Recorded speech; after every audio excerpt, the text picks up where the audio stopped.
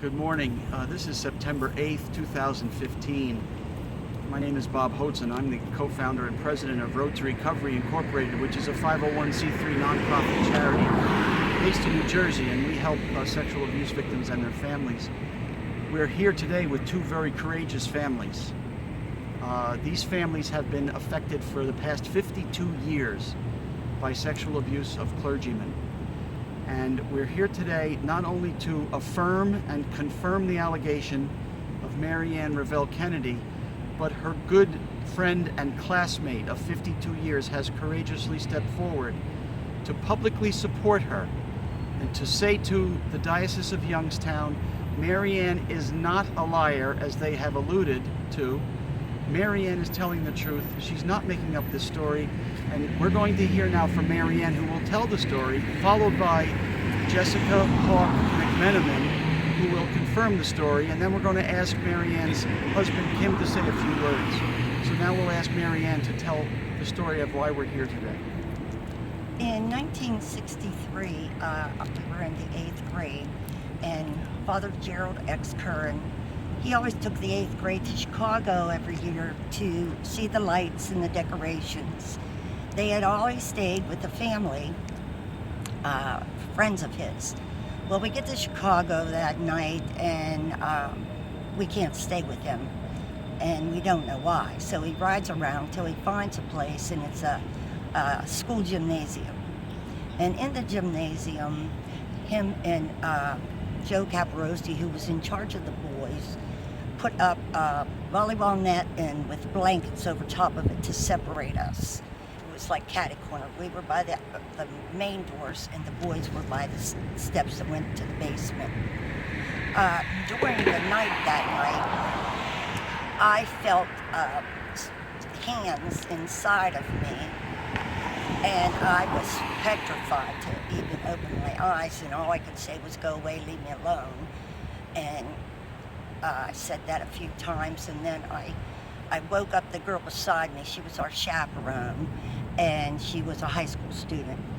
And she turned over, and she seen him. And we both screamed, and he just stayed there. He was squatting and laughed.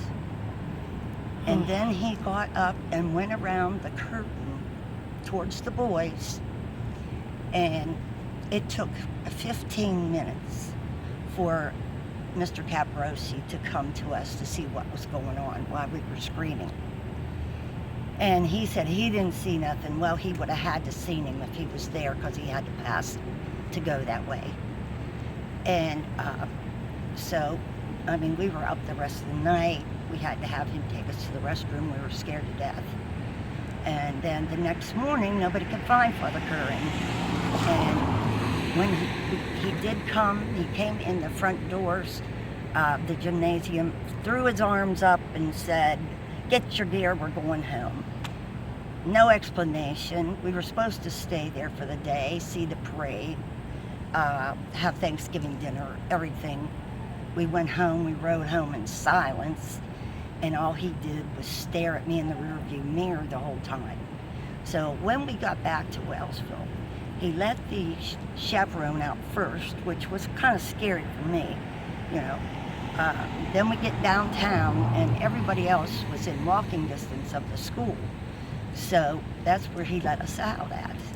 And when we got there, he called me around to the back of the VW bus, and he said, "Mary Ann, do not tell anybody what happened."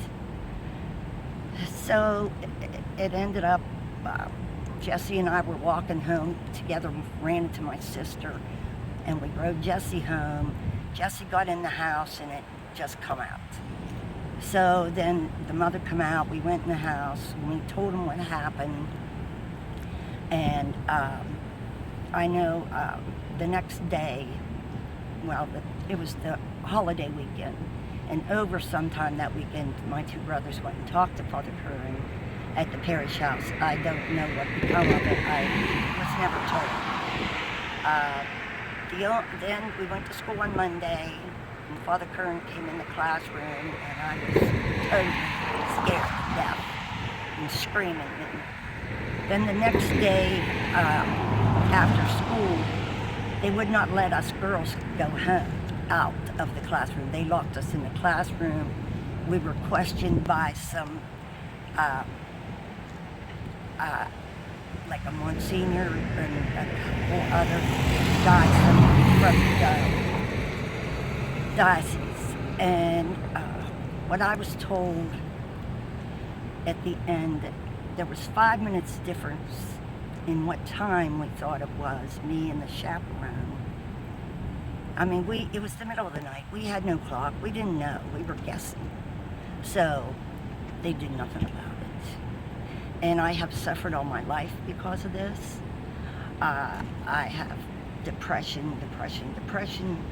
I can't keep jobs. Just so much. It has destroyed my life so much. You know, when I'm in bed at night, if my husband walks in the room and I'm asleep, I'm so afraid. I mean, this has stayed with me all these years. And people wonder why I waited all these years. And I started in 1992 and to contact the diocese. And I got a letter and it said that I lied. I did not lie. Why would I make up a story this severe? I wouldn't lie. The priest, you know, he would entertain us. Whoever thought he would do anything like this? I mean, and they did nothing, and I still suffer to this day. In '92, they wouldn't tell me where he lived because I wanted to find him. And so I finally found SNAP, and they found Mitchell Garabedian, Attorney Mitchell Garabedian for me. And he has been helping me, SNAP is helping me, and Bob is helping me through this time. And my good friend Jessica, who always be there for me, and my husband, who I don't know what I'd do without.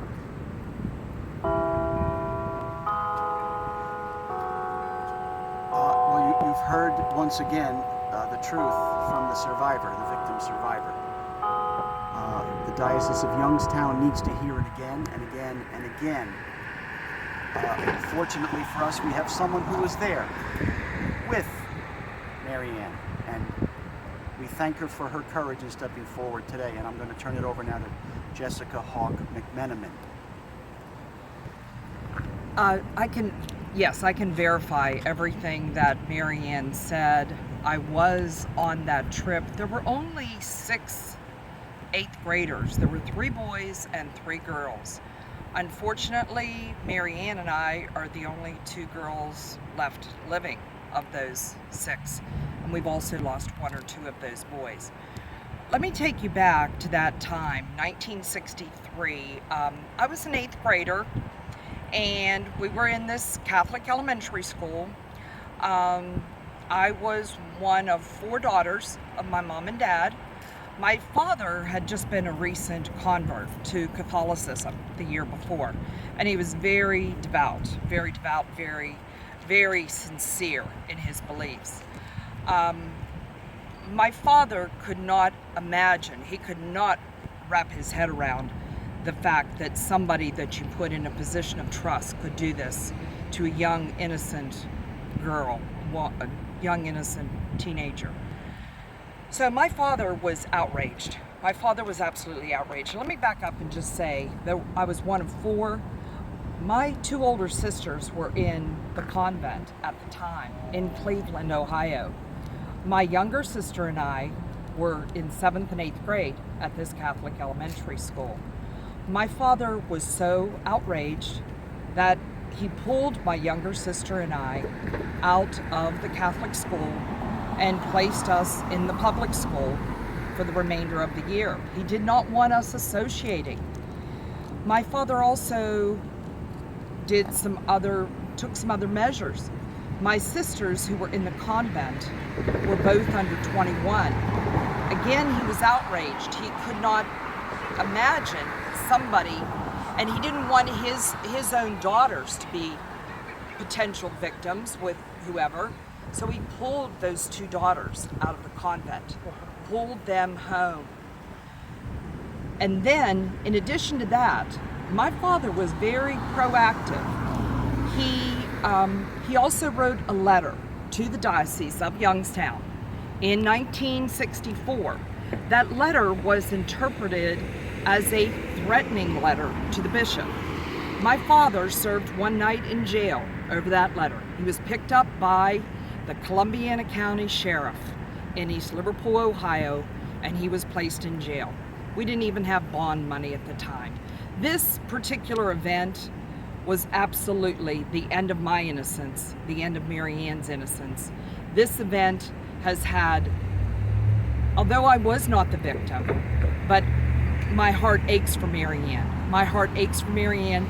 It had far-reaching effects. It had effects on my family that, that we've felt to this day. Absolutely have felt to this day. And let me just say something else. When Mary Ann was commenting about the officials from the diocese coming to Wellsville, Ohio, coming into the Immaculate Conception School and pulling us out one at a time to question us, my father was astute enough to realize this was probably going to happen. And he said to me, "Jessie, you do not answer any questions unless your mother or I are present." So when I was called out, put into a separate area, separate room with a priest or two or three, I don't remember, but I said, "Well, I'm sorry, I can't answer any questions unless my mother or father are present."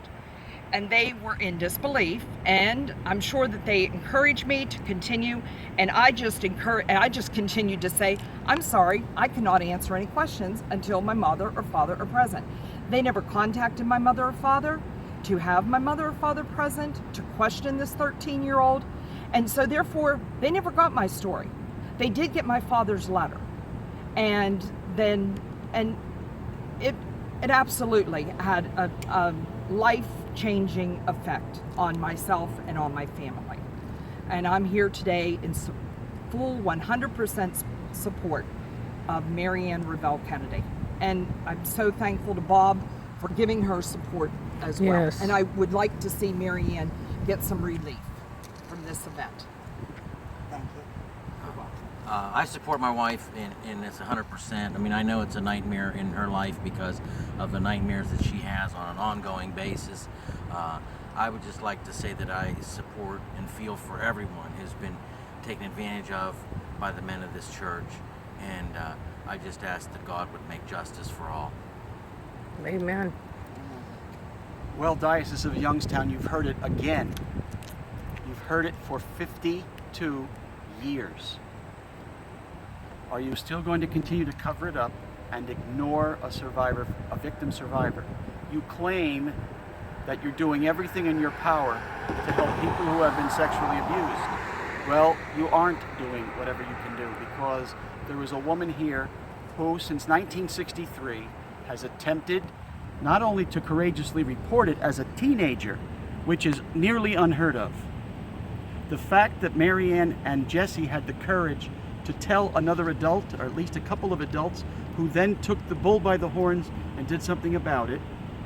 But they've also been fighting ever since. And so it's time now, Diocese of Youngstown, to acknowledge Mary Ann Rivelle Kennedy, tell her that she is credible, and do whatever you have to do to help her heal from this horrific event that took place 52 years ago by Father Gerald X. Curran.